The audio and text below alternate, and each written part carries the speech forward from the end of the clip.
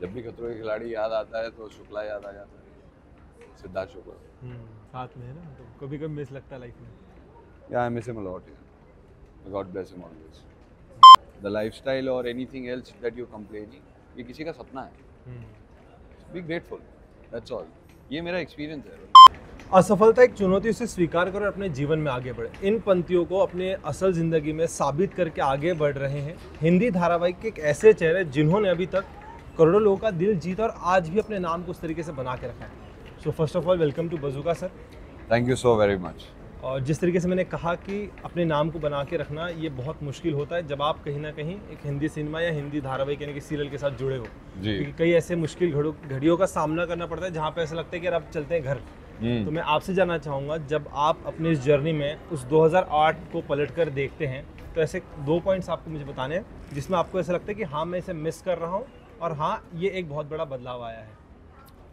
I think miss तो मैं कुछ भी नहीं कर रहा हूँ। मिस करने से ज़्यादा एक एक्सपीरियंस मिला है उन चीज़ों से।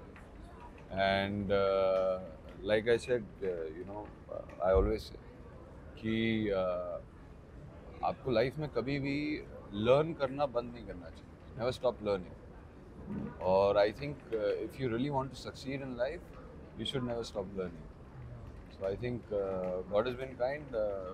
मुझे जो कुछ भी सफलता कह लो या अचीवमेंट, जैसा जिस भी शब्द में कह लो, जो कुछ भी मैंने अपने करियर में करा है, I think it's nothing but hard work and pure destiny. हाँ ग्रेट। जिस तरीके जब सर आपके यहाँ से गेट से इंटरव्यू, जब मैंने आपको पहली बार देखा यहाँ पर एक लाइव, जब आज मैंने पहली बार आपको देखा और जब मैं आपके बारे में विकीपीडिया में पढ़ा था, टीवी में आपको देखा है, मुझे ऐसा लग रहा है कि जो कहते हैं हम ढलती उम्र के साथ बदलते, शायद आपकी उम्र रुक गई है। आप अभी भी वैसे हैं जैसे विकीपीडिया पे हैं, जैसे सीरियल पे थे और आज जैसे लाइव है। कोई एक एज में बदलाव नहीं आया और आवाज़ भी आपको उसी तरीके से भारी जो मैंने टेलीविजन में सुनी थी। ये कैसे मेंटेन कर रहे हैं सर? देखिए, मेंटेन कुछ नहीं है, नेचुरल सेल्फ है मेरी। और आई थिंक मुझे अभी भी थोड़ी देर पहले किसी ने पूछा था कि मतलब क्या राज है फिटनेस का, कैसे मतलब ये सब ऐसे दिख रहे हो। तो मैं एक ही चीज़ बोला, you know, it's only diet, workout और थोड़ा खाने पे कंट्रोल। जी। बिकॉज जो हम हिंदुस्तानियों का होता नहीं। और मैं तो मध्य प्रदेश से हूँ, तो मतलब आपने तो यू फ्रॉम नागपुर, राइट? या सो मध्य प्रदेश एंड नागपुर का खाना तो मतलब जो भी लगाओ बस खत्म है आदमी का काम खत्म। सो या I mean it happens only by hard work and ईमानदारी से खाना। Great.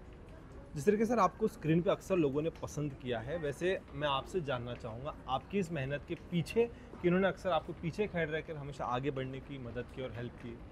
My family and friends have always, you no, stood by my side. And कुछ मेरे ऐसे बहुत सारे दोस्त हैं, बहुत सारे तो नहीं कहूँगा, पर हाँ कुछ मेरे ऐसे दोस्त हैं जो मेरे बचपन के दोस्त हैं और वो आज तक फ्रेंड्स हैं। एंड शायद ये भी हुआ कि उनकी और मेरी साथ में एक भी फ़ोटो भी नहीं होगी, but they've always, you know, been a part of my life, of close friends and family. And Vin Diesel का एक डायलॉग है, मुझे बड़ा पसंद है और मैं हमेशा कहता हूँ, I don't have friends, I got family. वाह, so nice, it's so heavy and बहुत अच्छा लगा जानकर। मैं आपसे समझ आपकी सक्सेसफुल जर्नी पर हम सब जानते हैं विवान जी, लाइफ में कभी ऐसा लगा है विवियन सॉरी, लाइफ में कभी ऐसा आपको रियलाइज़ हुआ है कि यार अब इतनी सारी जर्नी हो गई लेकिन अब उतना खास कुछ हो नहीं रहा है? कभी लाइफ में एक ऐसा डिप्रेशन जैसा पॉइंट है, कभी लाइफ में बहुत सैड हुए हो अपने काम को लेकर? देखिए, ह्यूमन इमोशन, इंसान 365 दिन में कई सारे इमोशन से गुजरता है। सो ये हम पर है कि हम उस इमोशन को कैसे मनूवर करें और हैंडल करें।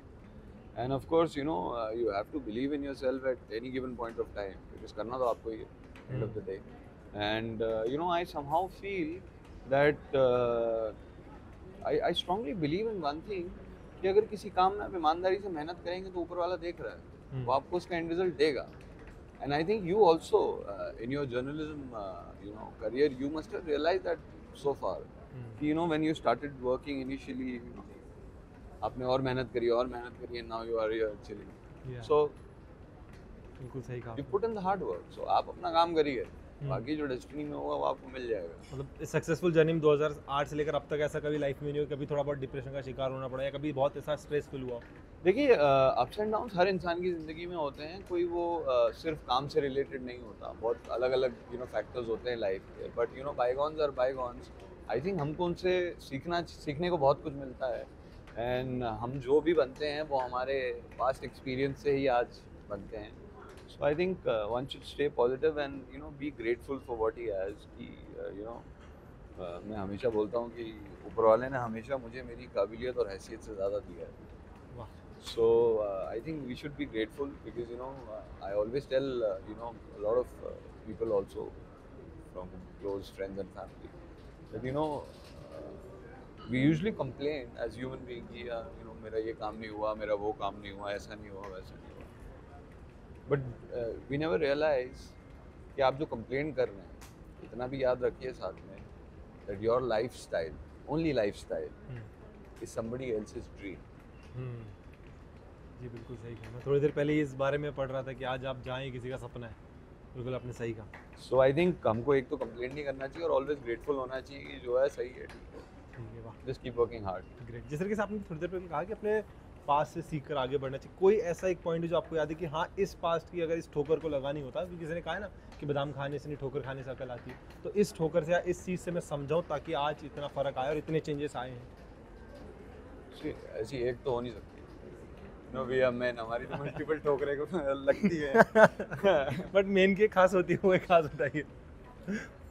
देखिए I think life is full of experiences, some ups and downs सबकी लाइफ में होता है ना. जब तक एक हार्ट एक दिल और दिमाग को किसी चीज़ से साथ में रियलाइजेशन नहीं होता, तब तक आई थिंक आदमी सीखता नहीं. बिल्कुल सही कहा.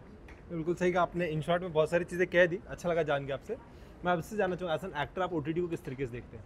It's a fantastic platform. OTT, I'm open for OTT. I'm right now already in talks with 2 producers for OTT shows. मैं ज़्यादा डिटेल में डिस्कस कर नहीं सकता हूँ क्योंकि अभी अनाउंसमेंट नहीं हुई है. बट या I am already negotiating 2 shows for OTT. Great. मैं बात करूँगा आपसे इस बार जिस तरीके से हम OTT की बात करें, OTT आने से क्या हर तबके को काम मिलने लगा और एक हिंदी सिनेमा पे कहीं ना कहीं I प्रभाव think पड़ा of course one part I really love about that is that there is an opening for a lot of people who were probably not as employed as they should have been. So I think वो एक जो opening मिली है कुछ लोगों को having OTT in the market and इतने सारे platforms, इतने सारे shows हैं. So I think the best part about it is इतने सारे लोगों को employment मिलता है. I think that is what I like about it. बिल्कुल सही कहा. और रियलिटी शोज को लेकर आप किस तरीके से आप देखते हैं? क्योंकि यार रियलिटी तो ऑलमोस्ट मैंने सारे ही कर लिए हैं जी, जो कर जी. सकता था. मैं वही कह रहा खिलाड़ी था. कर लिया है, झलक दिखलाजा कर लिया है.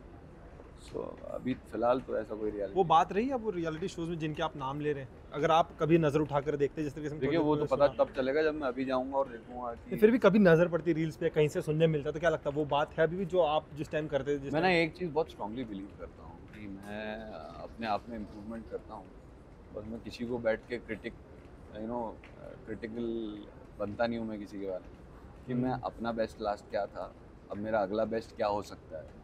So like God has been really kind, but I think if you start my career journey as a hero from प्यार की एक कहानी to मधुबाला to शक्ति to सिर्फ तुम, so God has been really kind. इसमें से एक भी फ्लॉप शो नहीं है. बिल्कुल सही कहा. और आई थिंक मेरे करियर का सबसे कम चला शो आई गेस 10 महीने if I am not wrong. So I think आप अपना काम करो, अपने आप पे फोकस करो. देखिए जो बाहर फोकस नहीं करता है तो उसका कंसंट्रेशन अपने आप पे रहता है. सो आई थिंक ये this could probably be the reason for whatever I have of course apart from the hard work जी. I have achieved in life. If by chance life में एक रीस्टार्ट होता है तो कौन सी रियलिटी शोज में जाना चाहेंगे? झलक दिखला जा, खतरों के खिलाड़ी, बिग बॉस?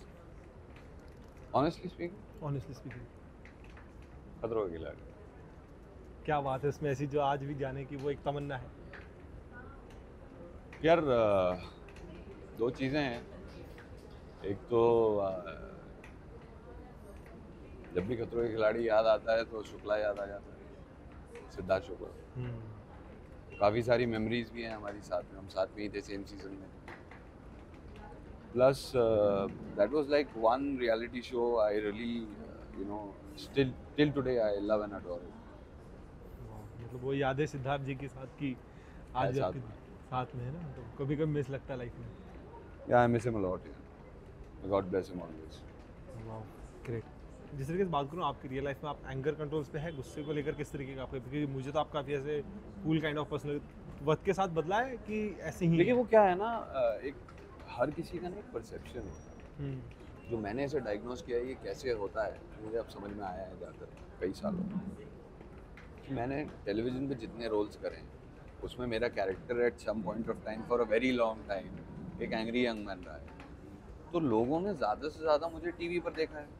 अब देखिए मेरा परसेप्शन होगा तो पर्सनली तो इतने लोग मुझे जानते नहीं होंगे ना। How people will build a perception is only what they see on TV. तो उनको ऐसा लगता है यार ये सारे रोल ऐसे करता है तो ये आदमी होगा भी ऐसा। So people who personally know me, they love me.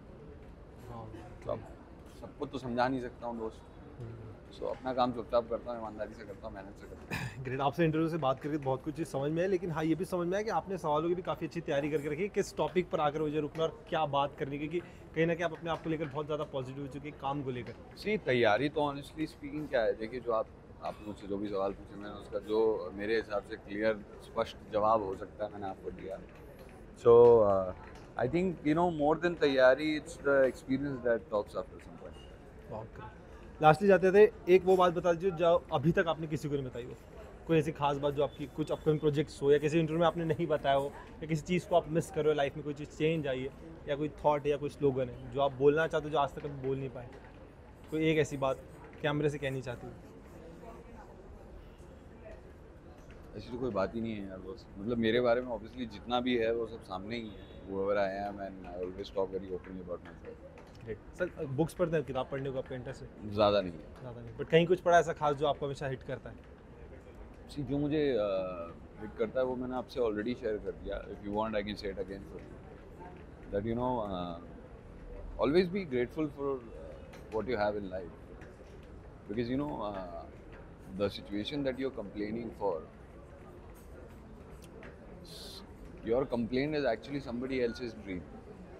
So to put in clear words कि the lifestyle or anything else that you're complaining ये किसी का सपना है। Be grateful, that's all.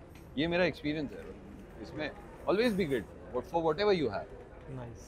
And always be content with what you have. Great great. बस lastly से जाते थे बता दीजिए क्या कुछ नया देखने मिलेगा एक नए रूप में नए ऑडियंस को? बिल्कुल देखने मिलेगा and I'm sure soon you will see me back on TV and of course hopefully soon on OTT. Great, thank you so much. ये जो आपकी सीख थी बहुत अच्छी लगी, हम कहीं ना कहीं पढ़ते लेकिन आपसे सुनने में ज़्यादा अच्छा लगा कि जो आपके पास है उसमें सदा खुश रहें। Thank you so much for joining us bazooka. Thank you so much. Thank you. Thank you so very much. Hi guys, I'm Vivian Desena and you're watching me on Bazooka.